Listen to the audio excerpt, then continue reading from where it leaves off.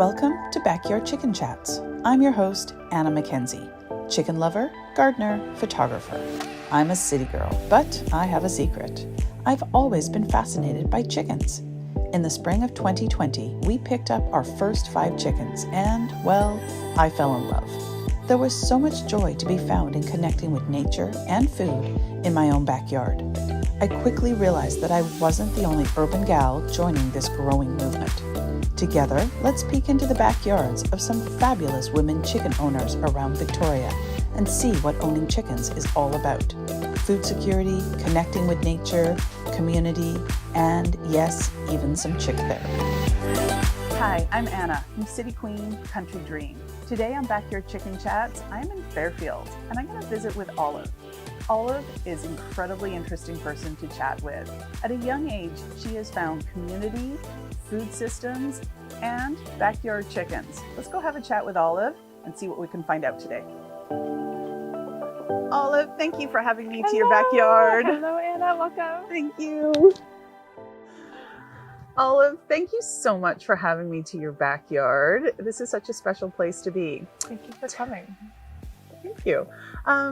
Tell me a little bit about yourself, who you are, what you're into. For sure. I'm into a lot of different things. I have many hobbies, trying to consolidate always, but I was born in Victoria. I grew up in Ottawa and then school in Toronto. And I moved out to Victoria 4 years ago with my now ex-partner. And we built such a strong community here, which I love. They're like my family, my neighbors, my friends, my larger community. And since moving to Victoria, I've found many loves, a lot of sports and movement. I'm lucky to live really close to the ocean, so I love paddleboarding and running. And here in the backyard, I love to garden and take care of the chickens and have friends and family over for summer barbecues and dance parties and chicken work days. You've really found the life, Olive. I have. Well I feel done. very lucky. Yeah. Well done. Thank you.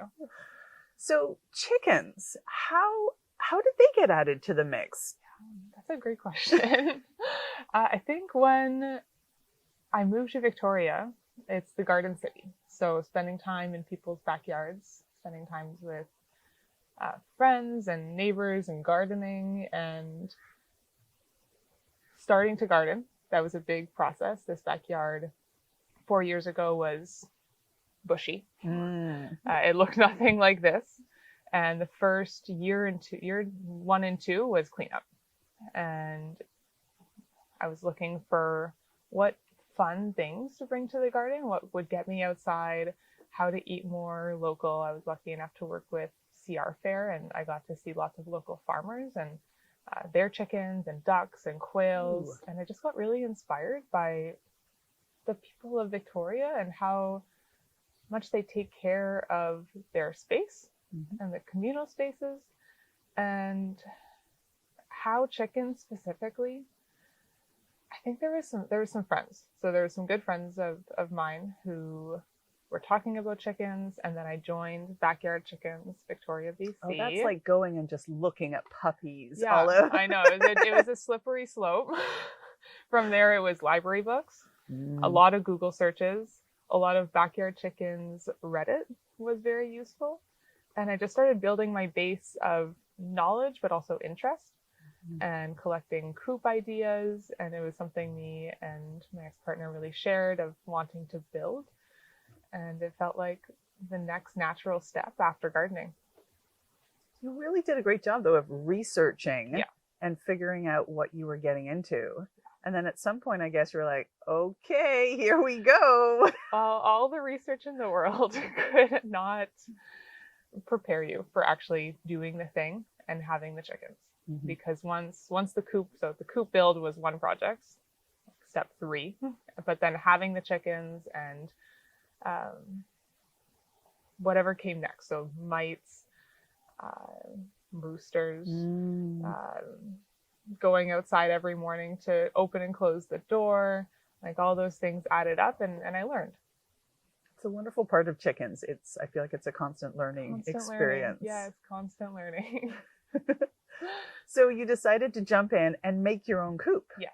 Yes. Well done, first off. Thank you. How did that all go for you? So I'm lucky in that my ex-partner is a really solid builder. So she took the lead on building and I was support crew. And then I'm maybe the project pusher, I would say. So I was like, okay, we're going to do the timeline. We're going to get the ideas. What material do we need? So we worked really well together and inviting friends to come help us as well. So how it worked was the biggest push was on Backyard Chickens on the Facebook page. Someone posted that they had to move and they had a coop with 4 girls and they were looking for someone to foster their hens. And we were kind of at the stage where we want to do this. We don't feel like we know how to do it yet. Like, okay, awesome. So we invited Jamie over and she came over and we got along really well. And then her and her husband Josh brought their chickens over. It turns out Josh is an awesome carpenter as well. So we all just became really good friends and they helped us build this coop as well, which was amazing to have the help. Such community. It was big community, exactly. And even bigger community for some of the trickier woodworking. I asked my coworker who's really handy to come and help us with some of the nitty gritty corners. So it was a group process for sure. I love how you researched it, dreamt it, and then just started. Yeah. That's really exciting. It was really exciting. So at what point did you keep the chickens from Jamie? Were you fostering, or at one point they left? So now these are fresh chickens. These girls are 25 weeks old. Oh, so just they're still still pretty ones. young. Yeah, the Jamie's chickens. So we got Jamie's chickens and then we added 3 other chickens from friends of ours locally. So we had a flock of 9 altogether at one point, which was a lot of hens. There's a lot of hens roaming around these lands, escaping, jumping over fences. I had a chicken jump the fence and I had to chase her down around the block one morning. We had chicks at one point, but I did find a farmer to take them in when my ex and I broke up. Okay. So now this is a solo project for now, but solo in me and then my bigger community as well. That's great. You mentioned I have a great visual of you going and chasing a chicken down the street first thing in the morning. Yeah. How has the experience been? So we're close to Gonzales. Yeah. We're in City of Victoria, right? Yeah. How has that experience been having backyard chickens? Any challenges with neighbors or? The neighbors love it. Yeah, it's brought me closer to my neighbors. Challenges have been no, I'd say in terms of like the geographic location. I'm lucky to have lots of space in the backyard. I was a bit concerned about smell at first because I've heard that chickens are stinky, but it's far enough away from the house that you don't notice it, and it's far enough away from my neighbors' houses that they don't notice it. And the biggest feedback that I've gotten from my neighbors is that they love the sounds of chickens, which is so sweet. That's great. Yeah. I love that. Yeah. And do you also find too, if you share the beautiful wealth of your gorgeous eggs, that 100%. That they're just totally on board? It's my favorite thing to share the eggs and invite people to the backyard to see the chickens and to hold the chickens. I've got lots of neighborhood kids that come over, and if I'm away, then they'll feed them, and I say, take the eggs, of course, and they all love it. Even the straw and the chicken poo, there's lots of gardeners nearby, so they'll come and collect the poo, and then they'll exchange their gardeners, so I'll go over and learn what beanstalks they're putting up for the season. So it's really a knowledge and knowledge exchange. Great. A community exchange of knowledge. Exchange. That's really great. It's really cool. I love that, how much that supports you and the chickens, but also supports the community as well too. Yeah, it does. What's the most surprising thing, do you think, about having chickens? Yeah. The most surprising thing about having chickens is, I'd say how easy it is, how much it's integrated into my life. It's not easy to start. I think the initial startup is the hardest part. The learning curve was steep. But now that it's been on to 2 years of having chickens, I've gone through the different stages of what do I do if, And now I've researched the kind of birds that I want that work for me. I know what to do when I go away. I have my routine. And now it's just so fun. I go downstairs in the morning before work. I feed them. I come home and I collect the eggs and I feed them again. Cleanup is once a week. I clean the coop. So it's very low maintenance. And after having 2 dogs, I've had cats, I've grown up with lots of animals. Chickens are easy. Chickens are easy. I think most people are surprised by that. I would concur. I Yeah. have dog, cat, children, Yeah. and actually chickens are one of the easiest to take care of. It is. So you mentioned having little chicks originally. How did that go, Olive? So we had a broody chicken. We had a silkie who went broody multiple times in the same year. Her name is Betty. She's a wonderful chicken. Oh, Betty. She lives on the peninsula now, having a very happy life. And she went broody 3-4 times, and I finally said, you know what, it's spring. Let's give chicks a try.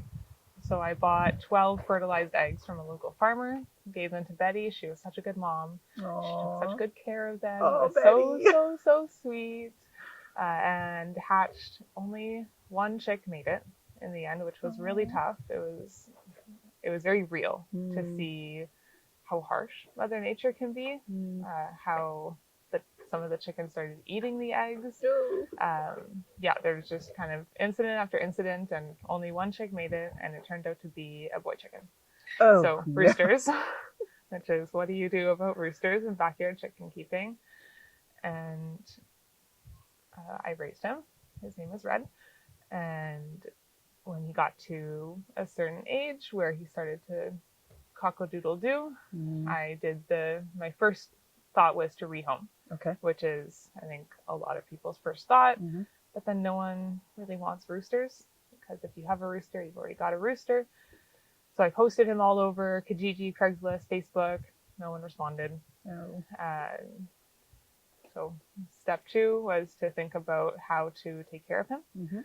So we decided to eat him. Would be, to us, was the most ethical thing. So one morning, my ex-partner and I killed him, and then that night we ate him, and it was a learning experience for me. I've been a vegetarian for 15 years, and I eat plant-based now, with exceptions of eggs and a flexible plant-based, but that's what is most aligned for me right now. But it made me feel really close to the food that I'm eating. I think we're very disconnected from food systems. Agreed. Right now, in the grocery store, when I go into the grocery store and I see chicken legs for sale, and there's like 24 chicken legs for, I don't know, I don't really look at this, but like $30. And I think of how many chickens that takes, how many chicken legs that takes. That made me really stop to think about where all that food is coming from and how those chickens are being treated. And yeah, it's real. To me, it was a responsibility as a chicken keeper, as an animal keeper. Like, even for dogs, what do you do if they get sick? I had a cat for the past 14 years, Annie, and I had to put her down this fall. Oh, that sucks. It was really, really sad. But having to make those hard decisions is part of your responsibility as a chicken keeper. Agreed. As an animal keeper. Agreed. Yeah. I think as chicken owners, we sometimes jump in, not realizing that we might have to deal with that. Yeah. So I commend you for taking some tough steps, and also having a lesson from it as well too. Yeah. I think we are quite removed from our food. I think having backyard chickens can bring us definitely closer to our food sources, and personally, whenever they lay me an egg, I'm just so grateful. Definitely. The warm egg in the hand. Oh my goodness. And Thank you, ladies. The whole process is circular. So the eggs we have, but then if chickens get older, so you can pass them along, or you can take care of them yourself and either eat them, or I know lots of people turn them into dog food. And that is hard to talk about. I think a lot of people don't want to think about that, but they're all contributing. So you practice gratitude, and it's part of the food systems. I agree. And I think because we're closer to it, somehow it feels more like we're in control of it, something like that. Yeah. Olive, you a person who names your chickens? I am. Yeah. Yeah, I am. I outsource most of these chickens' names to who got the first pick was Sawyer, so she lives next door. She's 6. Aww. And she suggested Bruno. So we have Bruno and Canto. Great movie. I named Zadie. And then my grandma suggested Piri Piri. She was just in Portugal. So Piri Piri chicken. And then a good friend of mine suggested Butter. Wonderful. Yeah, so we've got an eclectic bunch. You do. But I love them. That's awesome. Mm-hmm. So in a few years' time, we all know chickens start to lay a few less eggs. Yeah. What are your thoughts on that? What are your thoughts on bringing more in, the circle of life around that? Yeah, so my plan for these chickens is that they're not even a year yet. So after about 2 years, 3 years, I expect egg production to drop.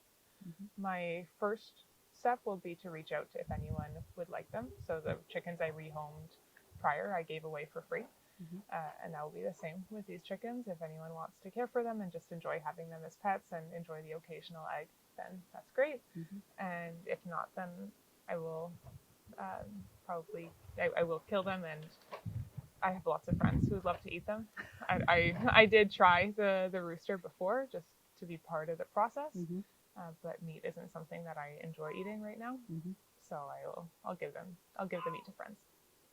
I love that you have put some thought into that. Mm-hmm. Like we said before, as chicken owners, sometimes I think we just think about the here, the now, the cute little baby chicks, and don't really go full circle with it. So I commend you for that. Thank you.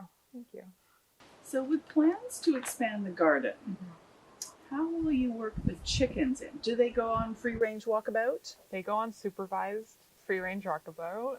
There's other people who live in the house, and I just want to be mindful of the poop. Where chickens go, there will be poop. Exactly. So I want to be able to supervise and just clean up the poop after. So when I'm out gardening, they love to come around. Mm-hmm. It is tricky with the garden to make sure they don't eat plants. So I just be outside when they're out, and they have lots of area to go. I have a chicken run for them to go and have more room as well. Mm-hmm. So I'm not too worried about the space, but I love that they will eat the grass and fertilize the lawn. They're totally welcome to poop all over the grass. Just don't eat my kale. Just don't eat the kale or tomatoes or beans, please. Strawberries. I saw them running away with a strawberry the other day. I was like, chickens. And I think about maybe gating it off, but I think just supervising them, chasing them away is part of the fun. It is. It is. I enjoy it when mine are free ranging, but yeah, you can't turn your back for a moment. No, exactly. Yeah. They're so interested in what you're doing though, whether it's digging in the soil. What do you have? And they're very helpful. They'll dig in the soil for you. They'll dig holes. Their poop is great for the garden, so I use their poop in the compost with the straw, and then over the winter I'll put the straw down. Mm-hmm. So it is a very circular before. It is. I love all the reusing their stuff and eating the eggs, and I'll even wash the eggshells for calcium and then feed them back to the chickens. So they are the ultimate recyclers. They are. I They're think so they can good. They can really eat anything. They're very good that way. Yeah. Let's go have a look at your coop and I'd love to give you a tour and see what you built. Okay. Yes. Well, we're at the coop. We are at the coop. And the ladies are wondering what we are up to, Olive. They're very curious, yes. Isn't that one of the most fun things about chickens, though? I love it. I love when I come home and I'll open the gate and then they'll come running. A chicken running is the cutest thing. Agreed. Yeah. The best. Yeah. They're so like, you're here! I mean, maybe they're all excited because you might bring food, but still. I know. I know. I like to think it's me. Totally. Me too. I'll join you in that. So show me here. What do we have here? Yeah. So when thinking out and designing the coop, a priority was making it accessible, fun to use, easy to clean was like priority number 1, and easy egg collection as well. So this is the nesting box. It opens like this. You even have a little latch there to keep it open. You got your privacy screen for the girls, of course. And there's 3 nesting boxes. So this coop is designed to fit between You want to have at least 2 or 3 birds at all times, just for company and socialization. And then space-wise, it can take up to 7 or 8 or even 9 birds comfortably, especially if they're free roaming from time to time. So 3 nesting boxes. Right now they are using 1. As they do. This is the nesting box of choice. That is always a favorite. It is. But they have options, just in case. It's nice. It's nice to give options. I love that you have, can you pop it down a sec again? For sure. You were super smart and that you added the metal. Yeah. Because being in Victoria, we spend a lot of time with rain. Exactly. This is really smart. Is it on the roof as well, It too? is on the roof as well. Ooh. Yeah, so this was a long-term project. I wanted something that would last, that was quality, that I didn't have to worry about once it was built. And just having the solid materials really makes a big difference. Great idea. Yeah. I existed with a tarp for the longest time. Which is great to start off with. You know, if it gets you in and gets you excited about it, but that's all that this year matters. we took the plunge and we added the metal roof, and it has made such a difference. Mostly in that then the run is super dry and it doesn't collect the rain. Exactly. Cleaner chicken feet means cleaner eggs. Yeah. I don't know. Yeah. The chickens are much happier with it that way. Thank you, husband. All right, let's work our way down here so you can show me what else you have. So tell me what else you did with this beautiful coop, Olive. Yes. So after having the foster chickens for a while, one of the more challenging time commitments with the chickens was to open and close the coop door in the morning at 6, 6:30, 7, and then coming home in the evening, making sure that coop door was closed for predators around 5 or 6 or like any time, and whenever the sun is setting. So an investment of my happiness I made was to buy Chicken Guard Premium. Well done. So it is the best $400, I'll be upfront, I have ever spent. It closes and opens every day reliably. I haven't had to change the batteries once in 2 years. It's straight from England, so those chicken keepers know what they're doing. That is $400 well spent. It really is, yeah. And in the coop they have perching branches, they've got water, they've got food. Chickens are pretty simple. I feed them scraps every once in a while and then pellets from the chicken store. And they're super happy. They are very happy chickens. These girls are laying 3 or 4 eggs a day, every day. Well done, girls. Yeah, well done, girls. So they just, because you got them at what age, Olive? I got them at 15 weeks, and they start laying at 20 to 22 weeks. So they've been laying for about 3 weeks now.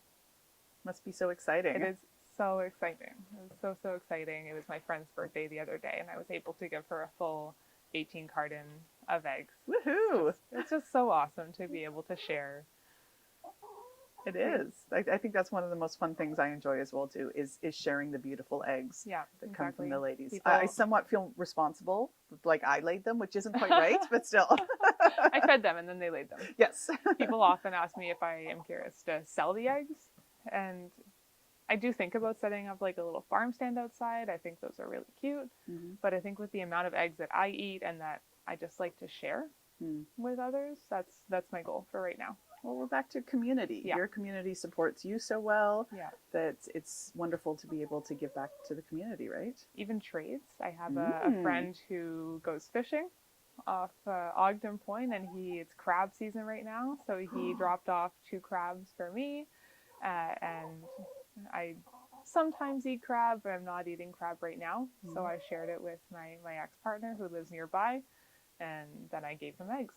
It was just the reciprocal relationships is so fun. The ultimate old school trading, no less. I love trading.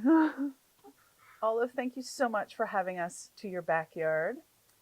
If you could give one tip as we leave you for chicken owners or wannabe chicken owners out there, what would it be? Talk to people. Talk to your neighbors. Talk to, if you don't have any neighbors around you of chickens, talk to the online community. Get excited about chickens. Find out where you can engage with keeping chickens, gardening, getting more in touch with your local food systems. Even the Good Food Box in Victoria, BC has produce from local farmers. So anything that you can do that involves yourself in the local food economy, that's where I would start. That is an amazing tip. Well done, Olive. Thank you so much. Thanks for your interest and curiosity, Anna. I appreciate it. Thank you for your time, Olive. It's been super fun. Can I come back again soon? Please do. Okay, yes, good. Chicken party. Yay!